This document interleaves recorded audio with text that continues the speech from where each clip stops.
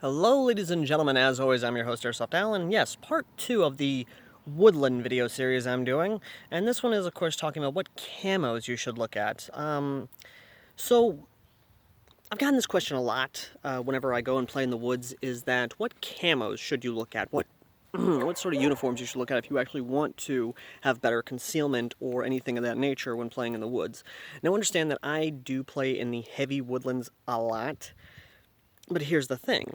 Where I play is very heavily woodlands, a lot of trees, a lot of stumps, things like that, a lot of shadows and trenches, and if you've looked back to my old gameplay footage, you can see most of the play areas I've played in. And the big thing I always recommend people is the one that's most affordable, most ubiquitous, most out there, is, of course, M81. M81 is probably the most ubiquitous camo pattern you can find, especially in the surplus market. I recommend M81 all the time because it's affordable. For $40, you can get a set of BDU tops in M81 and bottoms in M81, like what I'm wearing right now. M81 is a great camouflage. It is a good camo pattern for playing in the woods. It just looks good. It really does. And that's why I never really changed my pattern, because it works. Like Todd Howard always says, it just works. Unlike Fallout 76 when it first released. Moving on. Now, let's say you don't want to use M81, or you don't want to buy a surplus camo pattern, you want to just go with a pattern that you know and can find in your local Walmart or big box store. Basic hunting camo. I'm not joking. I've met people who've actually used basic hunting camo to actually play out in the woods, and it has been very effective, to say the least. That paired with, of course, Alice, with the green it has, and them literally either having a sort of like hunting ghillie over it, or at least around it, it gives them great concealment and allows them to have great, just all-around maneuverability and the ability to blend into the environment. Again, this is just stuff I'm recommending to people who are on a budget. You can actually go to your local flea market and buy, and I'm not joking on this, you can go to your local flea market and find a ton of camo patterns for hunting at your local flea market for cheap. I found a pair of hunting top and bottom, even hunting overalls. Yes, hunting overalls for about, I want to say, $10 at the most, if not $5. Even a pair, remarkably enough, like a top and bottom, like a hunting camo shirt and hunting camo bottoms, for like $3 at a local flea market together. And that's just that. I mean, again, I'm not saying you don't have to try and replicate a loadout. What I'm trying to help people with is something that I have personally worked with and used, and have seen other people work with and use effectively on their budgets. And M81 and basic hunting camo works just great and just well. Again, it's completely up to you whether or not you want to replicate a loadout from either a video game, or real-life military, or even law enforcement, or even a militia loadout. And that's just my recommendation. Now, of course, besides that, I cannot stress enough the pair of boots you want to go with. For me, in the woods and woodland, I have rocked, literally, let me just go ahead and pan down for you guys to see it, I have rocked these basic jungle boots. These boots have been a godsend because of the traction they give. And I'm dead serious on that.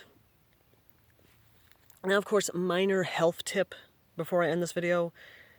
Before I continue on with the jungle boots, I mean, a minor health tip. Tick repellent.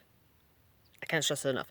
Tick repellent, because there are going to be a ton of ticks, be it from the seed ticks to the regular ticks to the deer ticks to the little ticks that actually inflate themselves when they drink blood. Repellent. Repellent, repellent, repellent, repellent. Just douse yourself in repellent of any type that is effective. I can't stress that enough. Really, I can't. Another thing, of course, is a bandana. I'm actually wearing a bandana right now under my hat, because with the heat and all, it is going to make you very sweaty. And yeah, we don't want sweat in our eyes. That's just a common thing. Nobody wants. But going back to, of course, the jungle boots.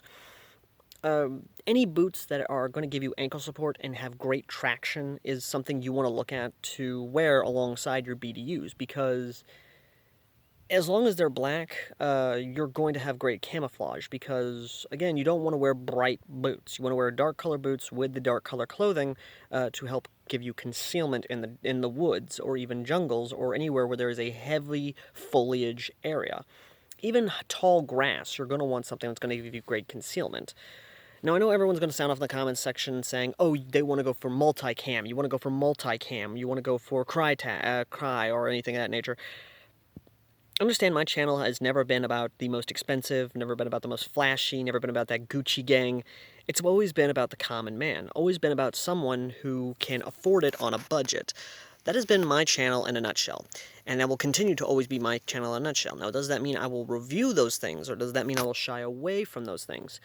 No, not really, because I will always try to cover everything. I will always try to be that guy who is open-minded about all types of equipment and gear.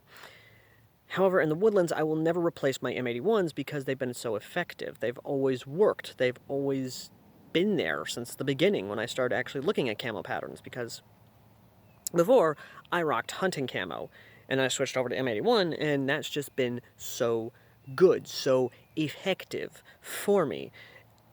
That's just how it is. But, either way though, let me know in the comments section down below your tips and tricks for the woods, be it from bug repellents that are effective against ticks, mosquitoes, fleas, and other things that's going to bite you and drain your blood, to effective cooling tips, to effective clothing and how to wear it to help keep you, not only, of course, your internal body temperature at a very cool rate, but also something that will help you have concealment as well and protect you from the unforeseen things in the woods, be it from loose branches or anything of that nature. Anyway, that's all I've got to say, ladies and gentlemen. If you found this helpful, please let me know in the comment section down below. And as always, ladies and gentlemen, I will see you in the third installment of this, probably talking about headgear, because I know a lot of people actually want me to talk about headgear. I've talked about headgear in the past, but I might as well go ahead and do that in the third video. So, thank you all for watching. As always, I've been Airsoft Town. I will see you lovely, lovely people in the next video. Till next time, later.